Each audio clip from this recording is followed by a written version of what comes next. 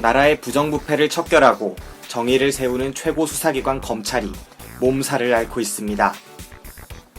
고 노무현 대통령 저격수로 악명 높은 전직 검사장 홍만표 변호사의 부정청탁으로 뒷말이 무성하더니 이제는 현직 검사장 진경준 법무연수원 연구위원의 비리행위가 도마에 오른 거죠. 평범한 변호사는 일거리가 없어 말라 죽는다는 이때 한 해 100억 원대 수익을 올리며 85억 원 상당 빌딩을 포함해서 2개의 건물에다 오피스텔만 67채를 소유한 부동산 재벌 홍만표 변호사. 검사장이던 2011년 신고했던 재산이 11억 원이었다고 하던데 대단한 증신 능력이 아닐 수 없습니다. 현직인 진경준 검사장 역시 이에 못지않죠. 올해 초 고위공직자 재산 공개에서 법조부문 1위를 차지한 그는 2004년 동창 친구가 만든 게임 회사 넥슨에서 4억 2,500만 원을 받아서 넥슨 한국과 일본 주식을 차례로 특혜 매입해 10년 만에 130억 원에 달하는 수익을 올렸습니다. 검찰의 꽃이라는 전현직 검사장님들이 참 잘들 하고 계십니다. 나라 한켠에선 최저임금 몇백 원을 가지고 싸우는 판에 검사장이란 이들이 이런 수익을 올리며 한 일을 보면 정말 가관입니다. 검찰 수사를 대충 하도록 압력을 넣거나 직접 무마했다는 의혹 같은 거죠. 이런 범죄를 저지르는 놈들은 개 돼지와 같습니다. 이 나라에 신분제가 있다면 철저한 수사를 통해 진실이 규명되는 대로 불가촉 천민쯤으로 만들었으면 좋겠네요. 물론 농담입니다. 그럼 무비신의 영화방 방송을 지금 바로 시작하겠습니다.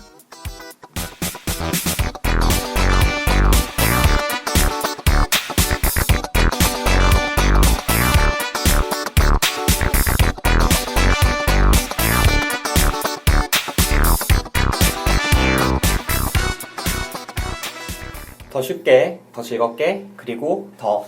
안녕하세요. 무비신의 영화방 저는 김기사입니다. 안녕하세요. 최기사입니다. 안녕하세요. 제기사입니다. 김기사, 제기사, 최기사 이렇게 3명 모였는데 진짜 희귀한 조합이에요. 네, 이거 거의 없지 않았나요? 한 번 있었나? 한 번 있었어요. 한 번. 언제였죠? 스포트라이트. 스포트라이트. 맞아요. 좋은 영화였네. 네. 어쩌면 올해 최고의 또 저희 무비신의 영화상 상 받을 수 있는 영화예요. 예. 네, 이미 아카데미에서는 작년에 저희 1년씩 늦습니다. 네, 아무튼 그렇고요.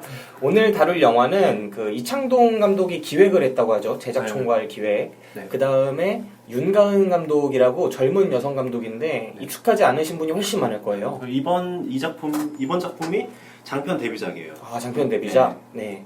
윤가은 감독의 작품입니다. 이게 벌써 입소문이 상당히 돌고 있어요. 네. 네, 최 기사가 저한테 입소문 내고. 그렇죠. 제가 이거 다니는 그 영화 사이트가 있는데요. 네. 무슨 그 옵티머스 프라임이라고. 네. 근데 그 사이트에 이제 올해 상반기가 지났죠. 상반기 6월 말에 사람들이 올해 봤던 영화들을 정리하는 그런 글들을 올리기 시작했어요. 개인적으로. 근데 거기서 어떤 사람이 자기가 봤던 영화 중에 올해 상반기에 본 영화 중에 최고다. 단연 최고다. 라고 해서 올린 걸 보고 이거 한번 봐봐야겠다. 네. 일각에서는 뭐 올해 나온 영화 중에 한국 영화 중에는 그래도 나름 주목받은 작품들이 네. 나홍진의 곡성 빼놓을 수 없을 것 같고 네. 그 다음에 박찬욱 감독의 아가씨 뭐 네. 이런 작품들 몇 개 있잖아요. 네. 근데 이 우리들을 되게 좋게 평가하시는 분들은 네. 그 두 작품이 거둔 성과보다 낫다. 네. 이렇게 평가하시는 분이 있을 네. 정도였어요. 한 특히 사- 최 기사가 옆에서 하도 이렇게 털어가지고 이 영화가 얼마나 대단한 작품일까 하고 봤는데 네. 작은 극장들에서만 하더라고요. 맞죠. 네. 엄청 작은 것들에서. 저도 필름 포럼에서 봤습니다. 필름 포럼? 네. 그 신촌 쪽에 있는 거요? 네네. 이대 후문 쪽에 있는 음. 작은 영화관 필름 포럼. 작은 영화를 볼 때도 여대 근처로 가는 이런 본능. 맞죠, 네. 네. 네. 큰 영화든 작은 영화든 네, 여대 근처에서. 그죠. 여대 근처에 가야 조금이라도 확률이 네, 있으니까. 영화는 여대 근처에서. 네. 아예 그래갖고 그것 때문에 이화여대 같은 경우에 안에 극장을 냈잖아요. 맞죠. 네. 네. 아트하우스 모모라고. 네. 약간 그런 목적인가요, 거기가? 그런 목적 아닐까요? 우리 같은 사람 오라고. 그렇네. 상술이었네. 네, 아무튼 그렇게 생각합니다. 자, 그럼 오늘 영화 본격적인 그 이야기에 앞서서 오랜만에 만나는데 근황 토크 한번 네. 안 하고 할 수가 없죠. 여기서 가장 궁금한 그 제기사. 네. 도대체 뭐하고 지냅니까? 네. 맨날 바쁘다 얘기를 하는데. 김 기사님이랑 최 기사님 김 기사님은 진짜 오랜만에 본 것 같아요. 네. 안본서의 김 기사님이 굉장히 영해졌어요 지금. 영해졌다. 네네. 네, 이렇게 머리 스타일 약간 투블럭으로 바꾸시고. 그죠. 네, 지금 목도 약간 거의 G드래곤 느낌으로 약간. G드래곤? 목이 약간 이렇게 엄청 파인데. 늘어진 거죠, 늘어진 거. BTS 느낌. 그리고 옷이 지금 이거 지금 티를 입고 있는데 반팔 티를 입고 있는데 네. 그 약간 카키색? 네. 네. 좋게 말해서 카키색이고 주황색이죠. 군복색이죠. 네. 네. 아무튼 아무튼 그렇습니다. 네. 칭찬을 그 정도로 네. 이렇게 인지가 좀 변화된 게 보일 정도로 오랜만에 봤는데. 오늘 네. 한마디로 표현하면 브레이브맨이다? 브레이브맨? 아, 네. 알겠습니다. 아 그거. 네. 네. 군대에서 입는 그거. 네, 맞아요. 네. 군대 속옷 브랜드죠. 돈 엄청 벌었을 거예요. 그렇죠. 군대 납품 비리가 심각하니까. 네, 독점이죠, 그리고. 네. 네. 브레이브맨이 납품 비리를 했다는 건 아니고요. 네. 아무튼, 네. 네. 했을 수도 있죠. 네? 네. 모르요. 몰라요. 저는 저희 회사가 요즘에 다음 주부터 1주년이 됐습니다. 이제 개국한 지 1주년을 맞아가지고 저희가 또 이제 1주년 기념 이제 여러 가지 준비를 해야 되는데 거기 TF팀에 또 이제 합류를 하게 되면서 거의 한 달 동안 바쁜 시간을 보냈습니다. 소위 말하는 태스크포스 팀. 네. 아, 비리라고 하죠. 가장 인정받는 팀. 아닙니다. 아닙니다. 아니에요? 가장 네. 핵심 멤버들 모이는 게 아닙니다. 아니야? 이제 일처리 쌈처리 하려고 했는데 어제 이제 은근히 이제 CP님이 한 3시쯤에 오후 3시쯤에 네. 부르더라고요. 정말 몇 시에 퇴근할래? 저는 이제 6시에 갈 생각입니다 했죠. 네. 그러니까 30분 늦게 가자. 아, 집에 가니까 10시더라고요. 아, 네. 이런 상황들이 반복됐죠, 뭐. 네. 회사 1주년이라고요? 네네. 개국한 지 1주년 됐습니다. 회사와 함께 늙어가네, 그러면. 맞죠. 개국 공신 대접 좀 받아요? 이제 선배들이 은근히 저희들을 견제를 하더라고요. 이제 그래요? 경력직이 들어와도 너네들이 담합해가지고 왕따를 시키지 마라. 약간 아, 그런 식으로. 이제. 보통 이제 새로 생긴 회사가 있으면 경력직하고 공채하고 네. 이제 갈리기 마련이죠. 네. 음. 그리고 이제 경력직을 좀 뽑는데 스펙이 굉장해요, 사람들이. 네. 그래서 1기로 들어간 게 다행이다, 참. 아, 못 들어갈 뻔했다. 네. 하긴 저도 그래요. 제가 다니고 있는 회사도 이제 한 5년 됐어요. 네. 이제 개국한 지 5년 정도 된 회사인데 진짜 그래요. 맞죠. 점점 네. 한 해 그 다음 뭐 이제 약간 요즘 인력난 뭐 그런 네, 거 네. 같기도 하고. 맞아요. 네. 참, 우리들의 자아상이죠, 사실. 네. 그게. 네. 진짜 매년 그 청년 실업률 이런 것들 갱신하고 있잖아요. 네. 거기다가 구직 활동을 하고 있어서 그 실업률에 포함되지 않는 그런 사람 치면 진짜 어마어마한 사람들이 뛰어난 인재들이 밖에 있어요. 네. 네. 그래가지고 저희도 한 10몇 년 된 것 같아요. 16년 이렇게 된 것 같은데 이 회사도 뭐 다르지 않습니다. 네. 김 기사님이 굉장한 인재인데 네. 들어간 거 보면은 네, 제가 어마어마한 네. 인재인데 여러분한테 말씀을 이렇게 드립니다. 어마어마한 인재인데 이 회사가 인재를 네. 몰라봐. 네. 진짜 브레이브맨이죠. 아예 내 입으로 말할 수 있지. 어마어마한 인재인데 회사가 몰라보고 있어요 지금. 네. 아 안타깝습니다. 자 그럼 오늘 이렇게 끝나는 건가요? 저만 얘기하고? 네, 그쪽만 얘기하고 우리는 얘기도 많이 해요. 안 했습니다. 네. 됐습니다. 며칠 전에 했어요. 또. 네. 자기만 네. 방송을 잘 안 나오니까 네 이렇게 근황 얘기하고 네. 그 사이에 여자친구 생겼어요. 지금 없습니다. 그 결론적으로 얘기하면 없습니다. 결론만 얘기해 없으면 왜 있는 것처럼 얘기해. 네. 네 알겠습니다. 네. 혹시 제 기사 이렇게 목소리만 들어보고도 마음에 든다 하시는 분 있으면 댓글 남겨주세요. 네. 네. 제가 좀 매력이 많거든요. 그 아까 김 기사님이 자기 입으로 말하기는 힘들지만 난 능력적이다. 네. 매력적이거든요. 네. 네. 지금 뭐 어디에 살죠? 지금 증산동. 증산동. 네, 네. 증산 뭐 재산이 증식한다는 뜻인가요? 어... 돈 좀 모으고 있어요? 아니요. 아니요. 돈은 없지만 네. 매력적이라는 그 제 기사. 원래 입사 1년 네. 차까지는 쓰고 있죠. 네. 쓰기 바쁘죠. 네. 언제 요즘에 또 근황 하나 더 얘기해도 되나요? 네네 얘기하세요. 직구의 맛에 빠져가지고 아, 또 이제 카드값이 불어나고 있습니다. 직구의 맛에 빠져서. 네. 네. 알겠습니다. 재밌더라고요. 네. 자 그럼 예고편 듣고 와서 본격적인 영화 얘기 듣도록 하겠습니다. 이 영화 얘기만 기다리시는 분들도 많을 거예요. 네, 앞에서 계속 수다 떠나. 네, 한번 예고편 듣고 와서 본격적인 영화 이야기 해보도록 하겠습니다. 나중엔 진짜 듣거든요. 지금부터 19세기에서 기초. 우리 누나를 소개합니다. 나 오늘 전화 왔는데 전학생! 우리 누나한테 친구가 생겼어요. 엄마 제가 오늘 새로운 친구를 만나는데 제일 먼저 만난 친구가 저래요. 누나부터 봐봐. 누나가 손님이니까. 지아야 손 좀 줘봐. 예쁘게 소개해줄게.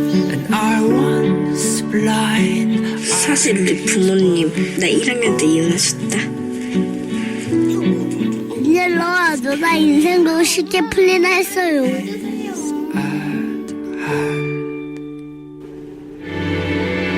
요즘 무슨 일 있어? 쌤막 보고 싶어가지고 막 울고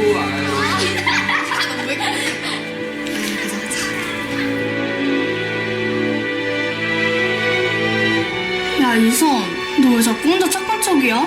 왜 맨날 나만 나쁜 사람 만들어?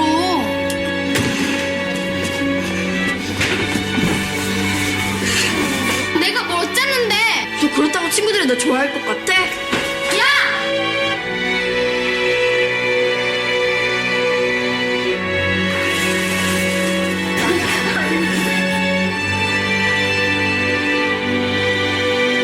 지아야, 나중에 우리 둘만 바닷가 같이 갈래? 약속?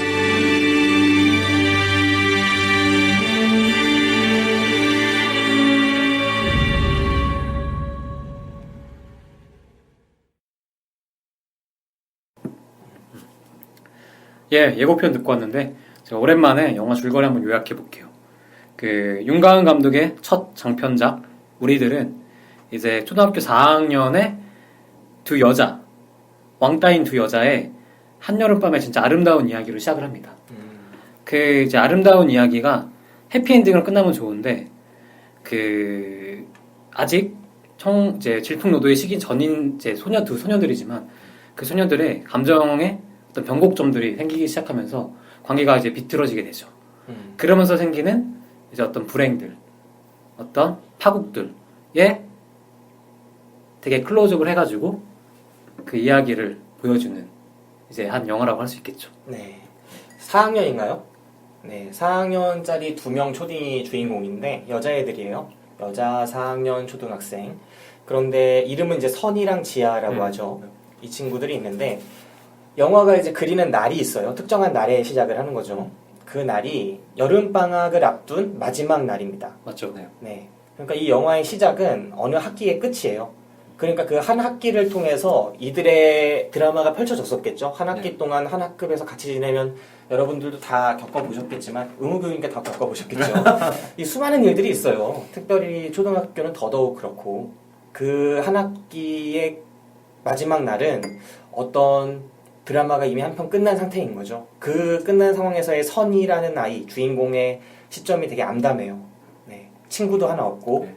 자기는 진짜 은따에 가까운. 하지만 자기가 다른 사람하고 막 친하게 지내고 싶다 이런 게 있는 게 아니라 친하게 지내고 싶죠. 네. 친하게 지내고 싶은데 그런 욕구가 있는데 그게 실현이 안 되는 되게 암담한 상황인 거예요. 네. 그런 상황에서 지아라는 아이가 자기의 삶에 끼어들면서 벌어지는 이야기입니다. 실제로 첫 장면 저는 되게 오프닝 씨 너무 좋죠.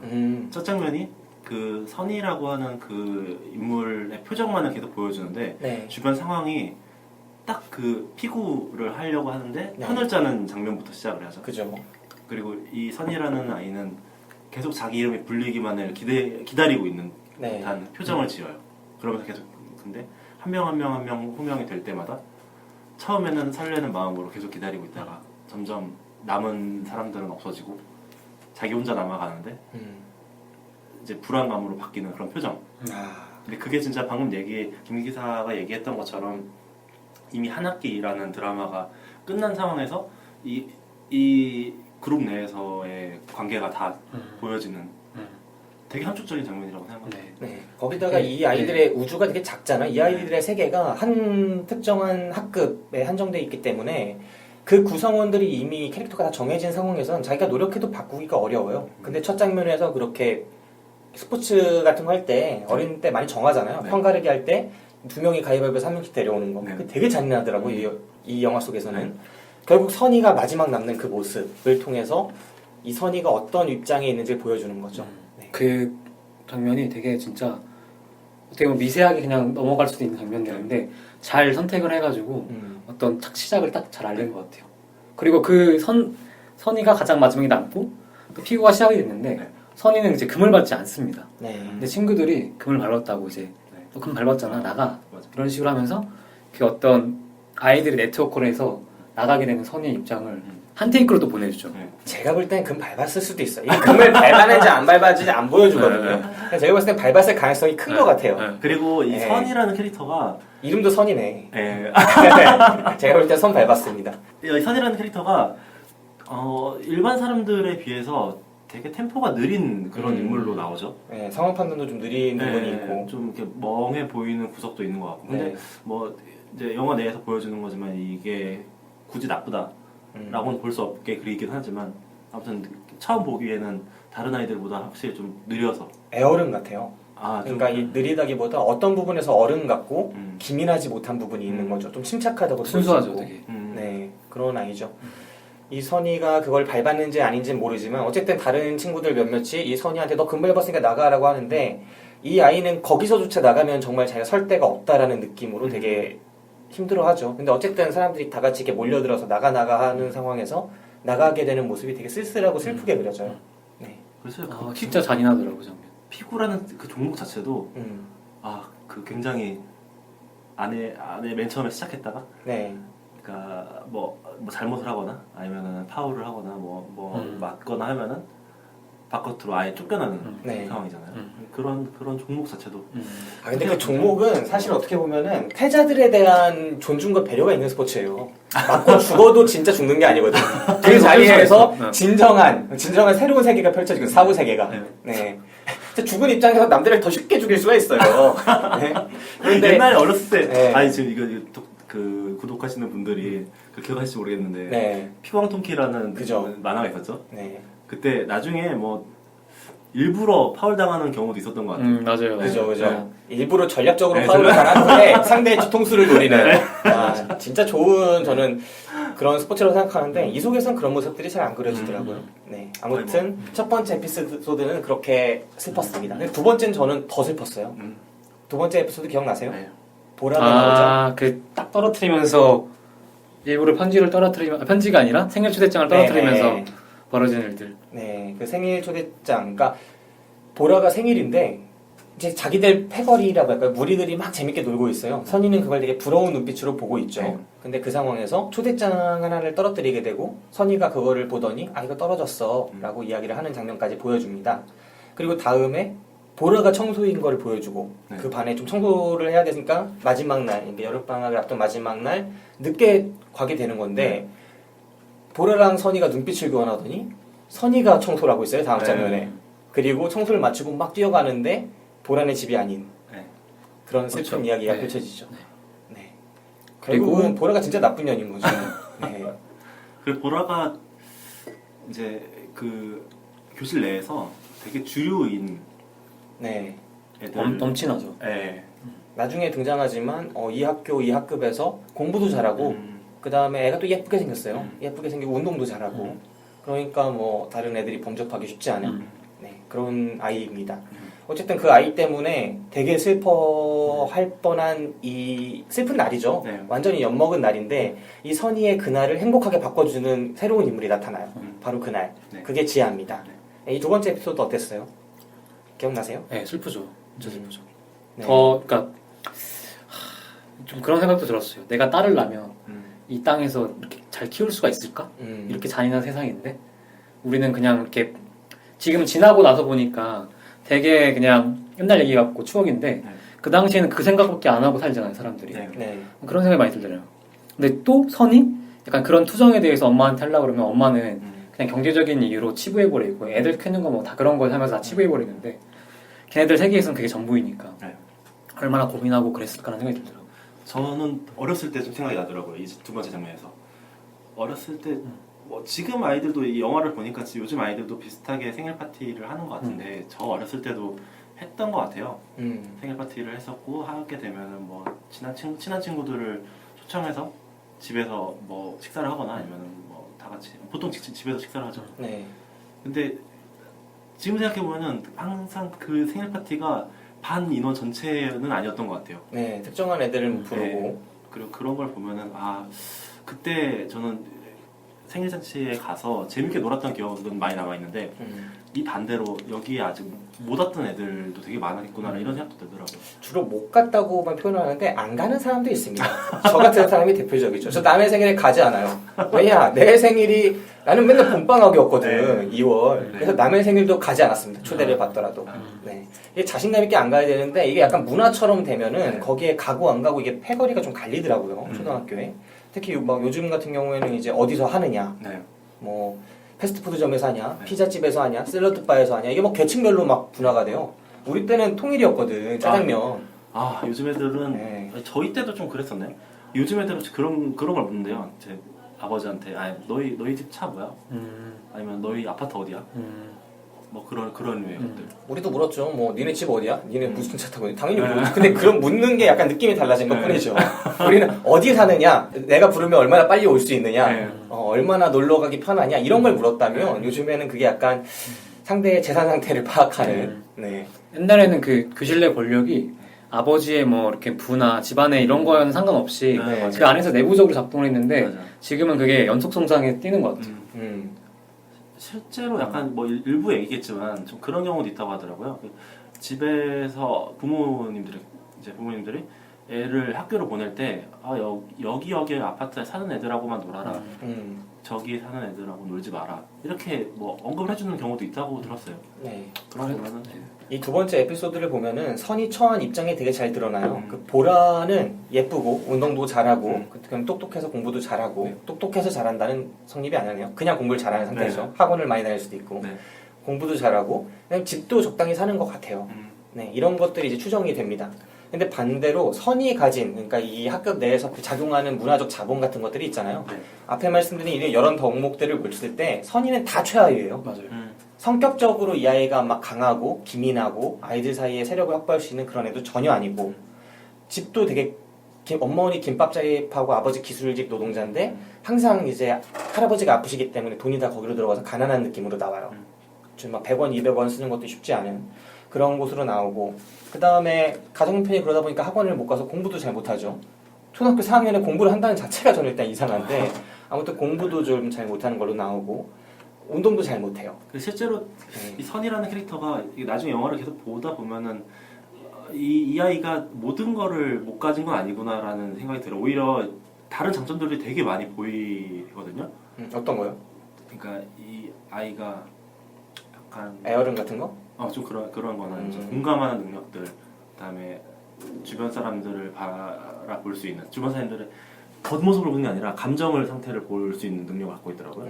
이제 그런 류의 것들이 있는데, 그러니까 영화 초반에 보여지는 이 초등학교 4학년의 여자애가 그러니까 장점이 드러날 만한 장면들이 별로 없어요. 그죠. 그리고 원래 그런 것들은 초등학교 4학년들은 장점으로 안 칩니다. 보통 이렇게 초등학교 4학년의 시야는 되게 좁아서 운동을 잘하는 애 운동짱, 똑똑한 애는 이제 머리 좋은 짱, 공부짱. 그 다음에 뭐 사교성이 있는 애들 사교짱, 뭐 이런 식으로 뭐 분야가 있어야 되는데 선의는 그게 없는 거예요. 네, 거기다 그냥 에어런 같아가지고 뭐 인생 상담 같은 걸 해주면 뭐 인기가 많겠죠. 근데 그런 거 필요하지가 않으니까. 그 나이 때 필요가 없죠. 돈장도 아니고 돈도 없고 그런 아이가 이 보라의 세계에 끼려고 했다가 괜히 무시나 당하게 되는 그런 상황들. 근데 그 속에 처음 오는 한 학기 동안 같이 지낸 애가 아닌 지아를 만나게 되고 지아와 함께 우연한 계기로 같이 걸으면서 또 이야기를 나누면서 친구가 되죠. 네. 그렇게 되면서 원래 그 보라한테 생일 선물로 주려고 했던 팔찌를 이제 뭐 버리기 거의 직전이었는데 네. 그거를 지아에게 주게 되죠. 보라한테 줬으면 쌍욕이나 먹었겠지. 걔 무시나 당했을 그 팔찌 그거를 그러니까 보라는 그걸 또 선물을 돈의 개념에서 보는 그런 아이잖아요. 약간 아마도 봤을. 그런데 지아는 정말 처음 만나는 애니까 그걸 정말 신기하고 재미있게 본 거예요. 그 선물 자체가 이거 네가 만들었어? 되게 신기하다 하면서 그걸 좋아하고 그러면서 그걸 계기로 또 더 친해지게 되고. 김 기사는 어렸을 때 전화기 경험이 없죠? 없죠.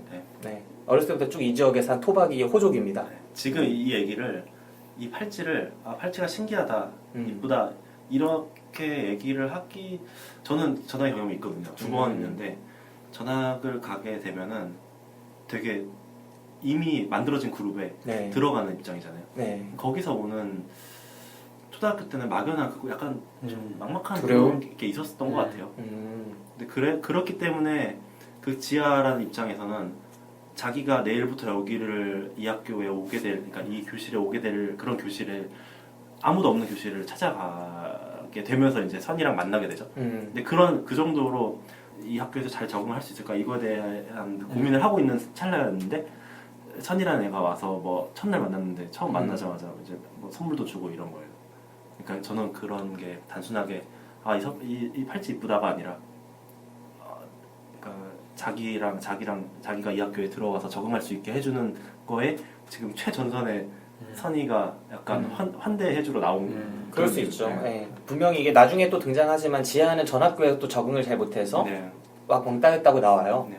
그러니까 선이가 이 선물을 줬을 때 정말 얘랑 좀 친해져야겠다 이런 마음으로 다음 학기 이제 시작될 때 방학 끝나고 친해져야겠다 하는 마음으로 잘했을 수도 있죠.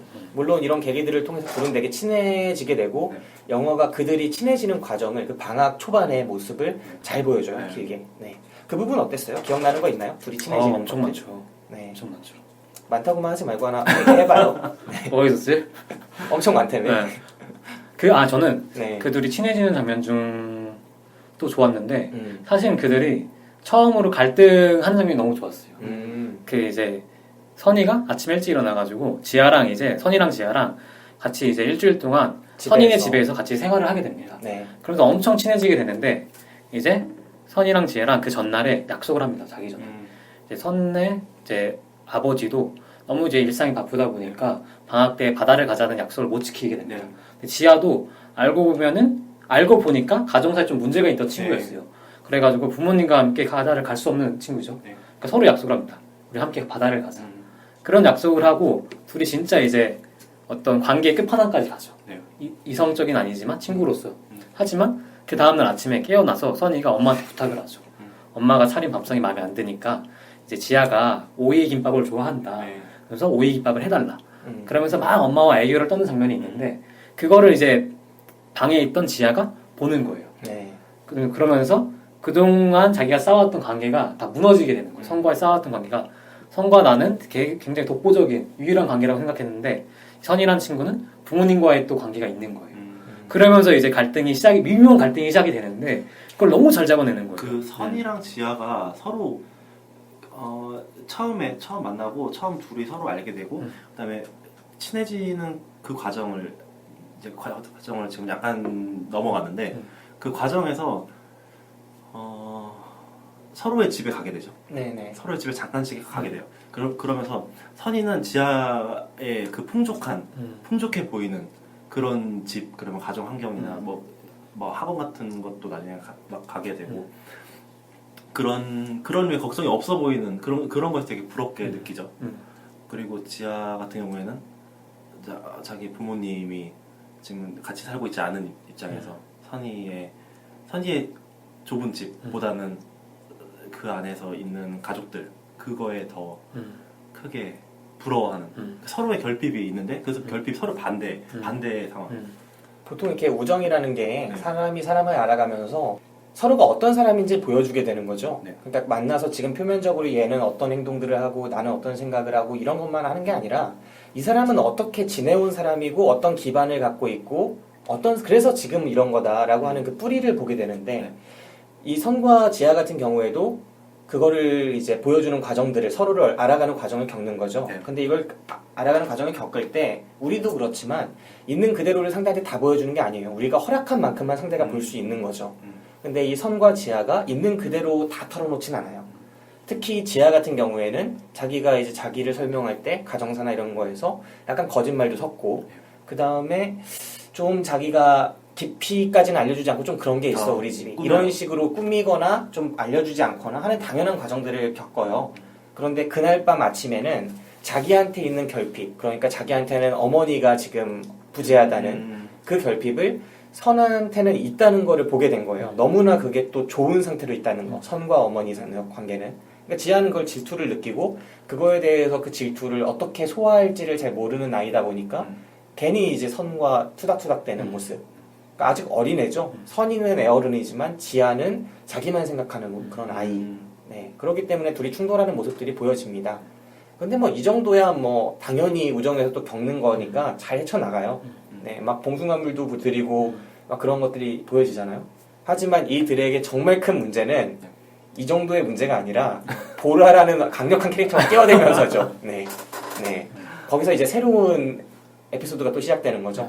방학 전반부였다면, 그러니까 둘이 친해지는 과정에서의 작은 어려움들 하나하나 넘어가면서 더 친해지고 있었다면, 결정적인 계기는 보라와 학원이 끼어들게 되면서입니다. 맞죠. 네, 어땠어요 이 부분은?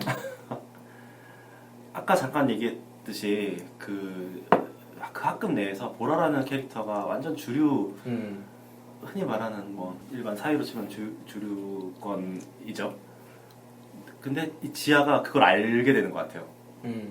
얘가 주류다. 얘가 진짜다. 네, 약간 알게 되죠. 네, 알게 돼서 그 보라가 그리고 선이에 대해서 안 좋게 얘기를 합니다. 그러니까 직접적으로 나오는 것 같진 않지만 아무튼 너 쟤랑 친구야? 이런 대사 한번 하잖아요. 뭐 그 정도면 충분히 알 수 네. 있는 네.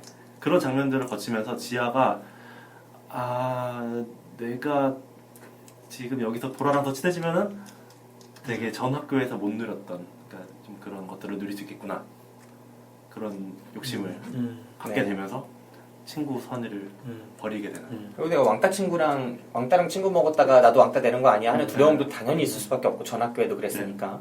특별히 여자들은 좀 더 그런 게 크지 않을까 싶기도 해요. 왠지 여자들은 더 관계를 중요시하는 것 같잖아. 네. 그래요? 그러니까 나는 이 영화 보면 솔직히 공감을 좀 못했던 게 내 12년의 그 학급 생활중 너무 이런 관계를 나보다 훨씬 중요시하는 사람들이잖아요. 저는 이렇게 관계를 중요시하지 않는 12년을 겪어왔었는데. 근데 꼭 여자들이라고 남자들 저는 그런 사람 되게 많은 것 같아요. 김 기사님이 되게 강철 가슴이라서 네. 뭐 그냥 강철 가슴이라기보다 별로 남의 신경을 쓰지 네. 않는 타입이었는데 그냥 외길 인생이라서 저도 제 세상이면서 돌아보면 되게 오랜 왕따를 겪어왔던 것 같아요. 네. 그러니까 뭐죠 자발적 왕따 이런 거 아니에요? 왕따의 가해자 아니에요? 그러니까 가해자일 수도 있지.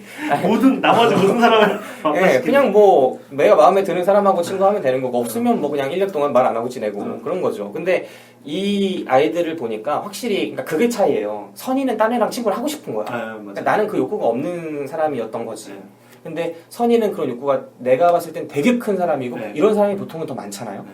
그러니까 선 같은 경우에는 주변에 이제 막 친구들을 갈구하는데 어떻게 보면은 그 친구들이 또 자기를 따돌리는 상황이 이미 빚어지고 있어요. 네. 근데 영화가 되게 그런 걸 잘 만들어 놓는 게 앞에 대사를 통해서 이걸 되게 효과적으로 줘요. 보라랑 선이 옛날에 친했다고 하는 대사가 중간에 등장해요. 그러니까 그 선이의 엄마가 얘기를 하거든요. 학원에 가서 이제 상담을 받을 때 이 학원이 나중에 되게 중요하게 등장하는데 거기서 학원 선생님이 그럼 보라 아시겠네요? 라고 하니까 보라랑 선이랑 옛날에 얼마나 친했는데요? 당연히 알죠? 라고 대답을 해요. 저는 이런 대사 한마디가 되게 중요하다고 생각하는데 선이가 1학년 때 보라랑 같은 반이었다고 거기서 얘기를 하거든요. 그렇기 때문에 이들이 친구였다가 어떤 계기로 깨졌고 아마도 알 수 없는 어쩌면 가정 형편일지도 모를 보라가 좋아하는 가치들 중에 하나를 선이가 충족을 못했을 수도 있죠. 그러니까 이런 건 알 수는 없지만 유추가 가능하고 그런 이유로 한번 둘이 친했다가 지금은 친하지 않게 됐다는 거 어머니가 보라에 대해서 자기가 잘한다는 걸 거기서 보여줌으로써 이 선이가 그냥 친구들이랑 안 친한 게 아니구나. 보라에 의해서 의도적으로 배제됐을 수도 있고 지아라는 친구가 생겼을 때 보라가 의도적으로 또 선이를 괴롭히는 걸 수도 있겠구나 하는 것들이 보여지죠. 영화 내에서 보라가 그런 거를 할 수 있는 애예요. 할 수 있죠. 네. 왕이드만 왕. 거의 그냥 막 소설을 쓰더라고요. 네. 썰을 만들고. 네. 이 방학의 후반이 그거예요. 그러니까 지아가 계속 학원을 다니자고 선이한테 조르지만, 그러니까 왜냐면 할머니가 지아를 되게 학원에 보내고 싶어 하니까. 근데 선이는 학원에 가고 싶어도 갈 수가 없어요. 돈이 없으니까, 집이. 그걸 아니까. 그래서 엄마한테 말도 안 하고 있는데, 그래서 멀어지게 되는 거죠. 근데 지아는 그 학원에 가서 보라를 친구로 사귀었고, 보라가 선이랑 지아가 같이 있는 걸 보더니 너 저런 애랑 친구야? 라고 하는 느낌의 뉘앙스의 말을 해요. 그래서 지아랑 선이가 이제 어쩔 수 없이 떨어지게 되고, 지아와 보라가 지냈을 그 방학의 후반기를 영화는 보여주지 않지만 다음 에피소드에서 이제 다시 학급이 새로운 학기가 시작되는 에피소드에서 선이는 더 이상 지아가 자신과 친하지 않구나라는 거를 정말 느끼게 되는 장면들이 펼쳐지죠. 되게 슬퍼요 여기도. 그리고 이 중간에 그 아까 봉숭아물이라고 얘기를 했는데 봉숭아물을 같이 물들이고 네. 그 물들인 게 저는 이제 이 영화를 소모임 때 봤는데 네. 소모임 때 그 여자분들이 말씀을 해주셨어요. 일반 매니큐어 보라가 바르고 있는 매니큐어랑 선이랑 지아가 했던 봉숭아물의 차이점에 대해서.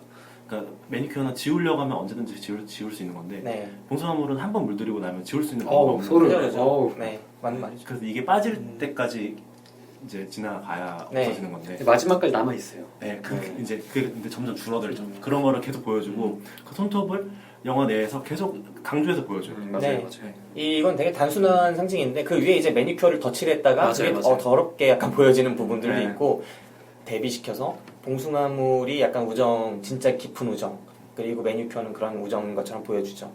그리고 그것도 있었어요. 네.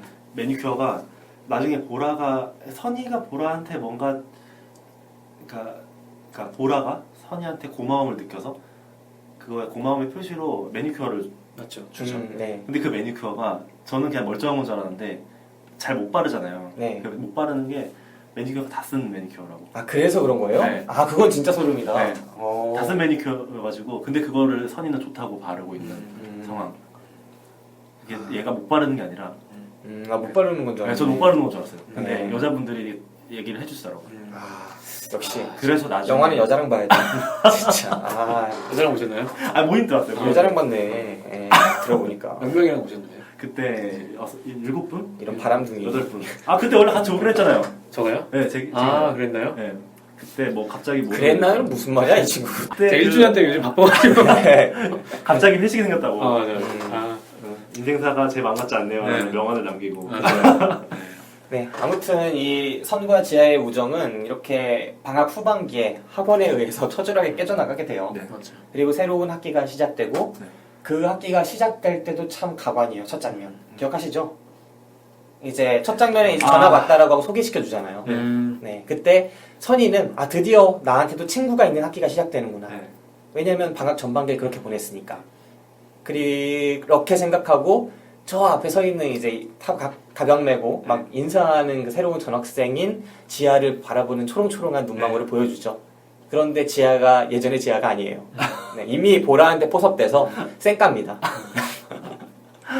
네, 거기서부터 진짜 막 슬픈 일들이 계속 펼쳐져요. 맞아요. 선이는 지아한테 가서 너 나한테 화난 거 있냐? 왜 그러냐?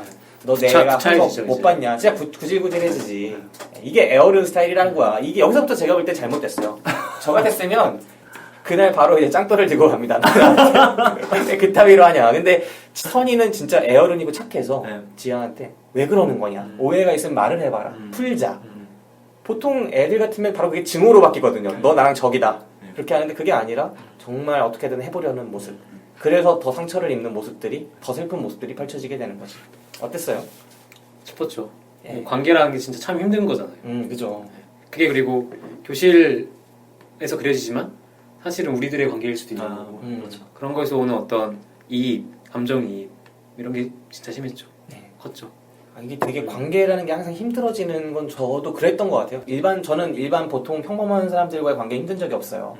근데 그 돌이켜보면 내가 그들보다 더 강해서 그런 것도 아니고 그것 때문에 그런 거예요. 나는 이 사람을 중요하게 생각하지 않기 때문에 남들보다 중요하게 생각하는 사람이 적기 때문에 나는 그 관계가 힘들지 않은데 내가 힘들었던 관계를 생각해보면 내가 특정한 사람을 중요하게 생각하는데 그 사람이 나를 그렇게 생각하지 않을 때 그런 괴리가 관계의 생기고 비대칭성. 네, 그 괴리와 비대칭 때문에 나는 근데 그걸 다시 어떻게든 그 마음을 더 사고 싶고 그래서 그런 경우에 힘들어지거든요. 근데 사람 마음이 정말 마음 같지가 않은 건데 이 선과 지아의 경우에 선이가 그 열쇠에 처해지게 되면서 자기는 놓을 수가 없는 환경에 처해지게 되면서 힘들어지는 거죠. 이게 비단 그 초등학교 4학년만이 아니라 그냥 인간이 사회적 동물로서 그냥 어떤 인간하고 친해지려고 하는 마음이 든 모든 경우에 그럴 거예요. 그 뭐 특정하게 뭐 이런 경우 100%라고 치는 게 연애가 보통 맞죠. 그렇죠. 이거 지금 여자 초등학생 2명으로 그리고 있는데 이거 남자 여자로 바꿔도 전혀 어색하지 않게. 이거 바람 피러 가는 거네 그러면. 그럼 이러면 더 명확해지죠. 싸움 단계에서 그러니까 짝소리를 두고 보라한테 가야 되는 거 아니야. 근데 제가 볼 때는 그렇게 했어야 되는데 이게 지하를 쟁취하기 위해. 근데 저는 또 그런 생각이 들었어요. 이게 영화 대부분 지하 시점에서 그려지니까 지하가 굉장히 이제 지하 관계에서 선의 시점. 선의 시점에 그려지니까 네. 이 선이 관계에서 굉장히 이제 소외되고 어떤 결핍을 느끼는 사람으로 나오는데 지하는 과연 그 선택을 했을 때 이 강당에 서서 선의 이제 인사도 보고 보라의 인사도 봤을 때 거기서 선의 인사는 외면하고 보라한테 호의를 보냈을 때 걔의 어떤 감정은 어땠을까? 사실상 이건 좀 생각이 약간 정치적이었다고 봐요. 당연히 정치적일 네. 수밖에 없죠. 이거는 자기가 주류로 편성하기 위한 야, 이거는 진짜 되게 힘든 게 저도 그랬던 적이 있어요. 진짜 학교라는 게 되게 무서운 사회인 게 그 좁은 인간들 사이에서 6개월씩 지내고 1년씩 지내야 되니까 저같이 진짜 인간관계 신경 안 쓰는 사람도 왕따랑 친해지게 되는 거를 되게 기피한 경험들이 있단 말이죠. 애들이 날 왕따인 줄 아는 거야. 왕따들도. 왜냐면 나도 왕따처럼 지내니까. 특히 고등학교 막 이럴 때는 진짜 그랬거든요. 누군가 다가올 때 얘랑 친구를 하게 되면은 진짜 그게 되게 애매해지는 맞아요. 게 직접적으로 올 수가 있어요. 교실뿐만 아니라 회사도 네. 똑같고 다 똑같은 것 같아요. 매일 무시당하고 처맞고 막 이러는 애랑 내가 친구가 됐을 때 내한테 그게 오지 말라는 그 보장이 없고 내가 그거를 귀찮음을 다 겪어내면서 얘랑 친해지고 싶을까? 실제로 네.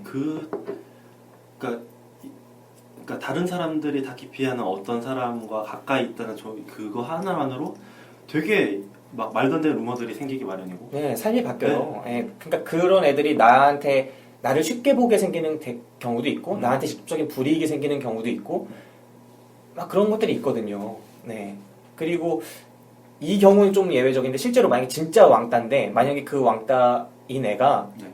좀 선호하지 않는 특성들을 보통 사람들이 가지고 있다고 하면 그건 더 심해지죠. 이 꺼리는 기피하는 거는. 그러니까 계속 역으로 생각을 해고 그걸까지 이해를 하게 되면은 우리가 지하를 욕할 수만은 없는 상황이 되는 거예요. 네. 나도 모르게 그러고 있었으니까. 더군다나 이 지하 같은 경우에는 자기가 전 학교에서 왕따를 당한 입장에서 더는 이 학교에선 그렇게 되면 안 된다는 생각을 강하게 갖고 있거든요. 절박한 거죠. 네. 이 영화가 표현하고 있는 것 중에 저는 좀 잘한다고 생각하는 게 이 모든 아이들이 각자 하는 선택들이 있잖아요. 그리고 이 선택이 좋은 걸 수도 있고 누구한테 가해하는 행동일 수도 있어요.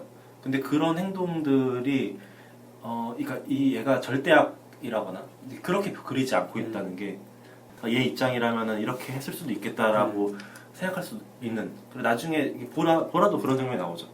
네. 아무튼 근데 여기서 이제 사람마다 그 캐릭터들을 그렇게 선택을 하고 있는 걸 보여주기 때문에 영화를 보는 관객 개개인도 그 선택들에 대해 평가를 하게 돼요.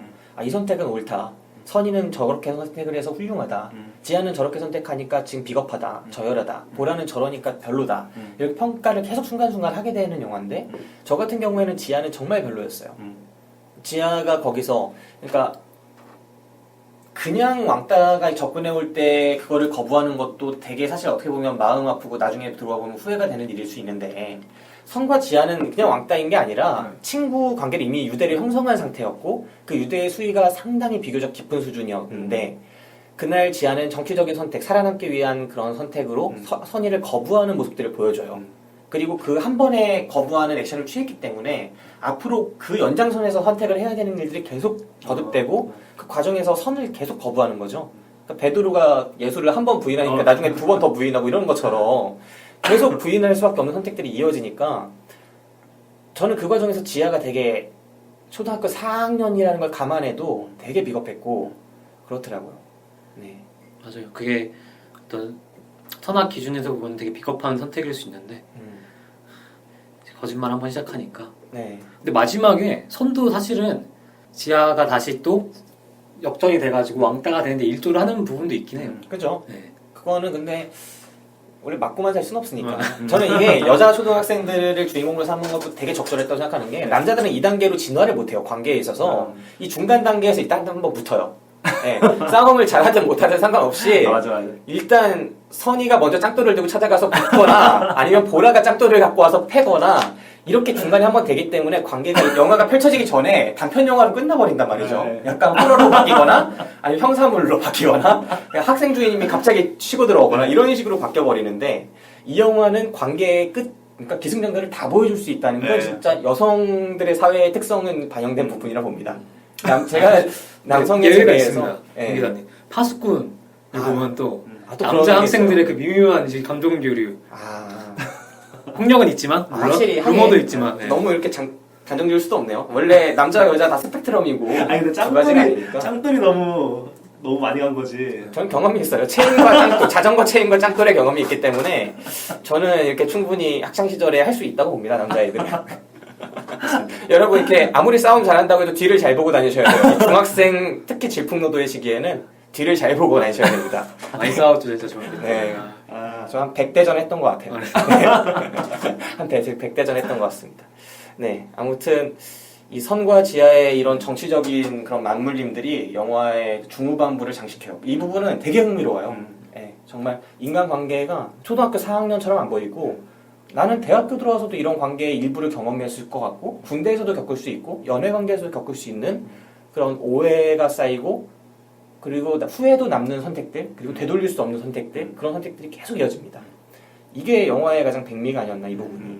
네. 근데 그 어떤 선택의 어떤 결정적 이유들을 어떤 사건으로 만들기도 하지만 사건보다도 그 감정을 통해서 네. 선택을 하는 어떤 이렇게 이유를 딱 정확히 이렇게 보여주니까 그죠. 거기서 오는 어떤 이 감독의 어떤 섬세함 이런 게 느껴지더라고요. 진짜. 네. 그게 정말, 백미인 영화인 것 같아요. 네. 그 부분 참 좋았어요. 기억에 남는 장면들이 있나요? 백미라고는 해놓고 장면은 기억이 안 남아? 너? 그러니까 그게 어떤 장면의 묘사로 될 수 있는 게 아니라 네. 어떤 그 여자들 간의 그 감정에서 나오는 어떤 그런 저는 선택들이라서 약간 연기에서 왔다고 생각해요. 음. 이 선이라고 하는 캐릭터가 연기를 진짜 기가 막히게 하더라고요. 그 눈빛 연기를. 네. 그렇죠. 눈빛이랑 표정 연기를. 네. 와, 거기서 보는 이 애의 표정이랑 눈빛만 봐도 얘가 지금 어떤 생각을 하고 있을지, 어떤 감정 상태인지. 영화가 선의 시점에서 계속 선이 겪는 그 감정들을 관객한테 느끼도록 해요. 네. 그 선의 연기를 통해서. 네. 그 박탈감들이 전해져 오거든요. 마치 정말 결정적인 게 선과 지하가 이렇게 계속 어긋난 선택을 하면서 둘은 되돌릴 수 없는 강을 겪는데 네. 건너는데 이 관계가 부모 세계에는 전달이 안 돼 있는 거죠. 그래서 어느 순간 부모들 때문에 만나게 되는 경우가 생겨요. 우연한 계기로도 만나고 그때 둘이 이제 대면하는 김밥집에서 대면하는 장면 있잖아요. 그때 둘의 관계와 이 숨막힐 듯한 테이블의 분위기. 하지만 어른들의 세상에서 그거는 전혀 이상하지 않게끔 지나가고 이런 장면들이 저는 되게 섬세한 연출이었다고 생각해요. 말 그대로. 네. 저는 그 장면이 기억이 납니다. 지금 다시 생각해 보니까 네. 선이라는 친구가 딱 두 번 화내를 냅니다. 음. 첫 번째는 이제 지아랑 한 붙을 때 네. 그때는 진짜 이제 감정적으로 막 표출하는 거고 네. 그 전에 한번 이제 감정을 표출한 장면이 있는데 이 선이라는 친구가 진짜 아까 말한 것처럼 애늙은이라서 부모님한테 땡깡 안 부리고 네. 동생 챙기고 이런 스타일인데 이제 아버지한테 한번 아. 그 화를 낸 적이 있는데 네. 이제 지아라는 친구가 이거 스포 아니, 상관없습니다. 지아라는 네. 친구가 이제 선을 어떻게 이제 소문을 퍼뜨리냐면은 네. 이제 선의 아버지가 알코올 중독자다. 네. 근데 선의 아버지가 매일 소주를 먹이시죠. 음. 근데 그게 이해가 되잖아요. 우리들의 시선으로 그죠. 일하고 나기 힘드니까. 근데 아예 그 아이 턴이라는 친구도 아버지의 그런 모습을 이해하는 친구인데 그렇게 소문이 도니까 그 모습이 너무 싫고 그 순수한 마음에 우리 아버지가 진짜 알코올 중독자인가 이렇게 상상을 하는 거예요.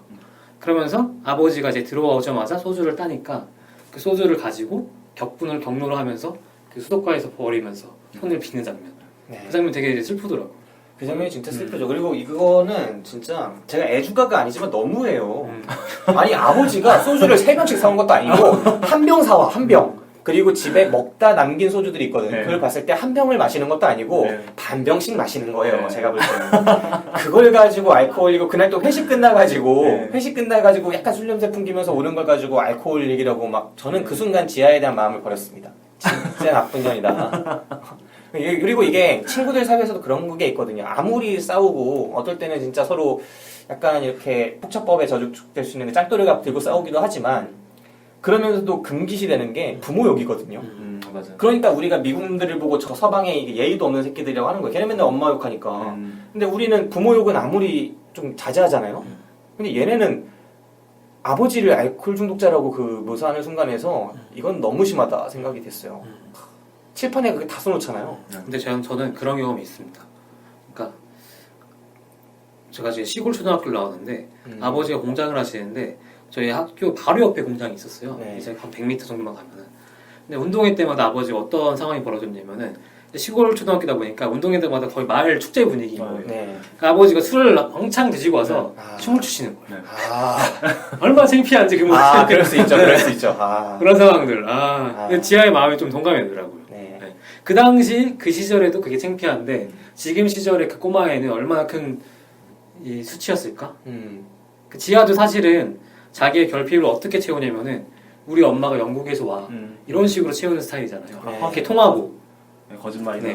아버지 부모님의 어떤 부나 어떤 명예로 통하는데 그런 상황에서 그런 교실에서 우리 아버지가 그런 취급을 당했을 때 그런 느낌은 얼마나 또 그게 가장 초라한 거거든요. 이 학급이 동등한 것처럼 보이지만 몇 가지 그런 징표들, 내가 갖고 있는 잘하는 덕목들과 나의 입고 다니는 옷과 그런 부모님의 직업과 이런 것들을 통해서 계급이 조금씩 나뉘는 듯한 느낌이 들 때, 그리고 내가 어느 순간 나의 그런 것들을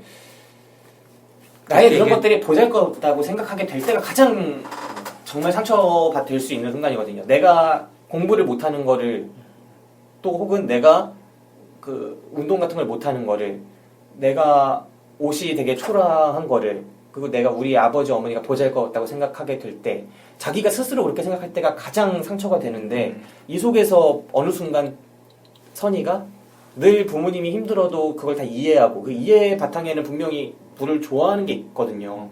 좋아해 왔는데 어느 순간 내 아버지에 대해서 화를 내게 될 때, 보잘것없다고 생각할 때, 내 뿌리가 부정될 때도 많아요. 네, 정말 가슴 아픈 거죠. 제가 한 질문이 있습니다.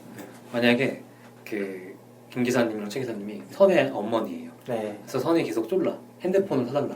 아, 네. 그런데 자기는 또 영어학원을 보내고 싶어. 어느 걸 선택하실 거예요? 저는 영어학원을 보내고 싶다고요? 그러니까 애가 그러니까 부모님 입장에서 영어학원을 보내고 싶은데 애는 핸드폰 사달라고 핸드폰 하고. 사달라 그래. 근데 돈은 한정적이야. 그죠. 무조건 네. 저는 영어학원 제가 하고 싶은 대로 합니다. 영어학원. 네. 근데 이 선의 입장에서 그 핸드폰이 되게 그죠. 그럴 수 있죠. 그런 게 있잖아요. 결핍일 수 사실 영어학원 보내보다 핸드폰 사주는 게 얘한테 얼마나 더 큰 행복일 수도 있어요. 아닙니다. 그건. 왜냐? 얘는 핸드폰을 갖고 있어도 이 상황이 똑같이 벌어졌을 거예요. 핸드폰은 제가 볼 때는 피상적인 인간관계밖에 도움이 안 돼요. 이 진짜 깊이 있고 좋은 관계는 저는 기다림과 이런 것들이 있어야 한다고 생각하는데, 이렇게 원론적으로 맞는 얘기인데 네. 내 아이가 선 같은 상황이에요. 아니, 그런 게 안 되는 이미 애잖아요. 선이면 네. 이미 선이면 네. 그런 경우가 이제 힘든 거죠. 이미 선이면 저는 그래도 핸드폰 사주지 않습니다. 네. 핸드폰 사주는 게 사실 핸드폰이라는 것 자체가 핸드폰 가지고 뭘 같이 하는다기보다 너의 핸드폰 없으니까 오히려 따돌림을 당하는 것 같은 그런 느낌이잖아요. 최신 트렌드에 못 미친다. 이거 그럼 예를 들면은 좀 그런 것 같아요. 그 핸드폰이라는 게 아니라 그냥 핸드폰이 아니든 뭐든 상관없는 거예요. 예를 들면은 뭐 요즘에 우리 시대에서 되게 많이 보고 있는 프로그램이 무한도전 같은 프로그램 있잖아요. 그걸 봤을 때 아니면 얼마 전에 했던 태양의 후예 같은 드라마 엄청 사람들이 많이 보는 거. 이거를 마치 안 봤다고 따돌리는 거나 마찬가지인 게 아닌가. 왜냐면 진짜 방금 김 기사가 얘기했던 것처럼 핸드폰이라는 것 자체가 관계 진전에 도움을 주는 매개체는 아니라고 생각합니다. 여기서 이 소재를 가지고 잠깐 같이 얘기할 수 있는 뭐일 뿐이지. 그죠, 그죠. 네. 그러니까 만약에 이 상황에서 선이가 그래서 엄마가 핸드폰을 사줬어요. 네. 그러면 이제 학원에 간 지아와 핸드폰을 통해 소통이 돼서 계약을 한 그 첫날에 과연 지아는 선이를 보면서 웃으면서 반겨줬을까? 인사를 씹지 않았을까? 저는 아닌 거. 저는 그건 결과론적인 얘기고 네. 제가 이제 막내 동생이 있습니다. 아, 네. 이제 중학교 1학년이 된 건데 네. 그 핸드폰에 그러니까 그 영화 감독이 왜 핸드폰의 부재를 통해서 선의 그런 고립감, 결핍감을 드러낸지 알겠더라고요. 이게 엄청 큰 거더라고요. 그걸 통해서 이제 카톡을 하고 연예인 사진들을 공유를 하고 대화를 하고 사진을 찍고 이게 엄청 큰 거더라고요. 네. 걔들 사이에서. 아, 근데 저는 그거 필요 없는 것 같아요.